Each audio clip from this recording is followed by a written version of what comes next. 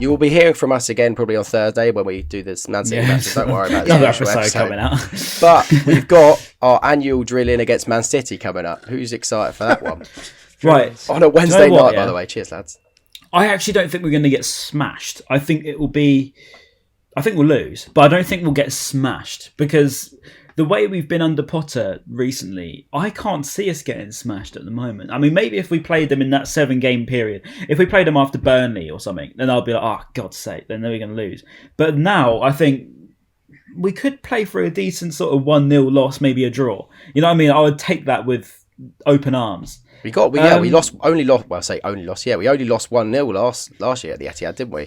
We could have drawn Percy Tau had a madness. Do you remember that? Yeah, Percy Tau. Yeah. He showed up. Percy Tau. Be there. No, I don't know. We'll see. I don't know. I don't want to be negative at the minute because I just think there's too many reasons to be positive, and I can't. Let's talk about negatives though. Unfortunately, Basuma has he's now got like 10 yellow cards this season or something like that, or maybe he's hit 20. I don't even know. Maybe that's capped. Surely not. Anyway, 20. He's got maybe it's 10. Yeah, maybe it's 10 actually. But he's going to be suspended for the next 2 games, so he's actually missing the City game.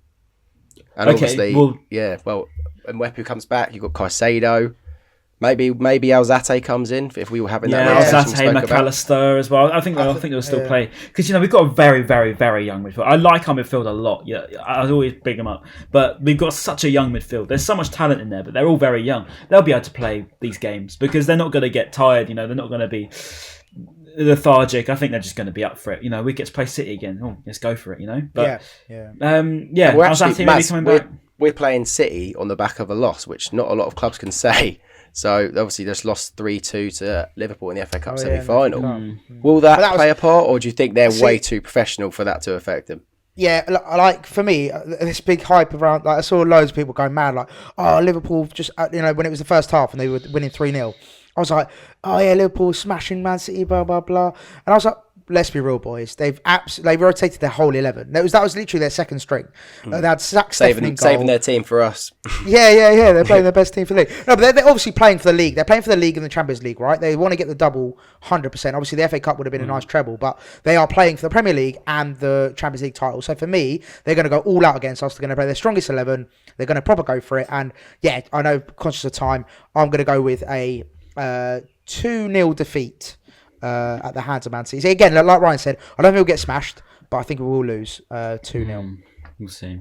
And Ryan? Well, this is the last game before my little marathon of games. To see off my 20... I'll be at 28 games by the end of the season, which is pretty decent going. I think I've done like 9 aways because I've got Leeds and Wolves. So yeah, big little marathon coming after this. But before that, we've got to think about Man City. I'm going to go with a 1-0 loss and be positive because I know it's not positive for Palace fans. Like, how can you celebrate a loss? But no, I think that if we lose 1-0 to City after having 2 good weeks, I won't be too mad if we lose because we've had these 2 great games against Arsenal and Tottenham. North London's ours, and now we can go to Manchester and sort of chill. And take a 1-0 defeat. I think that'd be fine. Yeah. I wouldn't really too mind about that. And despite, obviously, I guess we got a clean sheet against Norwich, but so do most clubs, really. We conceded a freak goal to Arsenal, so if you're putting your fortunate Brighton hat on, we could say that was almost a clean sheet because that was a very, very fortunate deflection goal from Ødegaard. And then obviously we lock up against Tottenham Hotspur, one of the best attacking teams in the league. So, and we scored a lucky goal. Yeah, and we scored a lucky goal. You make your own luck, right? We make your own luck. And there's no reason why we can't go into Man City and have a bit of luck. And we love playing away from home, don't we? We're like 6th or 5th in the league for away games. 6th, yeah. But we're not bad. Like, I don't think it's impossible to go to City and get something because Palace do it. Palace have been there a couple of times and won. It's not impossible to go there and turn up. I don't think we'll win, no. But I think there's easily a point on the cards if we play like how we have been. There's no reason why they couldn't be, apart from the fact their team's worth a bill. But if it's the Etihad, because let's be honest, like 8:00 kickoff on a Wednesday. Yeah, our Brighton fans are going, but who knows if City fans will turn up to that one. But on that, I reckon, put them some confidence in it, and maybe 2-1, 3-1 to City. Yeah. I reckon we could score potentially. I reckon we can as well. I tell you what, though, actually, just on that, just before we end, I think what I've really noticed since going to all these big grounds this season is I get where this arrogance towards the small clubs come from. Now, when I was in the Championship, we go to these away games in the Championship, or go to games in the Championship. We almost look down on the sort of Rotherhams, and we look down on the Burtons and the Lutons. But then you play against City, or you play against Liverpool, or Tottenham, or Arsenal. You can see where they get their arrogance from. You walk around this ground, right? You see the Emirates, right, in the middle of this street, and you just think, wow. You look around, you see you see their big, like, what's it, the museum or whatever, and you're just like, you can see why they just don't care about us. Like, what's Brighton in this game to them? They don't care. Like, it's mad. And then you just think, there's actually levels. And that's what I think City will have tomorrow. They're just going to be like, it's only Brighton, isn't it? It's not Champions League. Who cares? So they're just, be empty. I don't know. Pep's going to be playing. He's fond of Potter. I know they've had their I mean, the fans, not Pep. He'll want to beat us. No, but I'm more for the team. I think they will try. They will put some respect on name. Pep won't let City think this is like going to be an easy one. Oh, 100%. No way. Oh, 100%. No way. No way. But yeah, all right. Sorry. Just final one. Sorry, really, really quickly. Sorry, I was going to bring this up earlier, but I just completely forgot. Just quickly, really, like 30 seconds each. Do we think Webster will come back into the team? Obviously, he's been out. I know Cucurella's obviously been playing really well at that centre half position. Good question. Do you think Webster will come back in? If it ain't broke, don't fix it. I think he could. No, but I think he could start. If we're talking about rotation, it would be a good opportunity for him to start playing.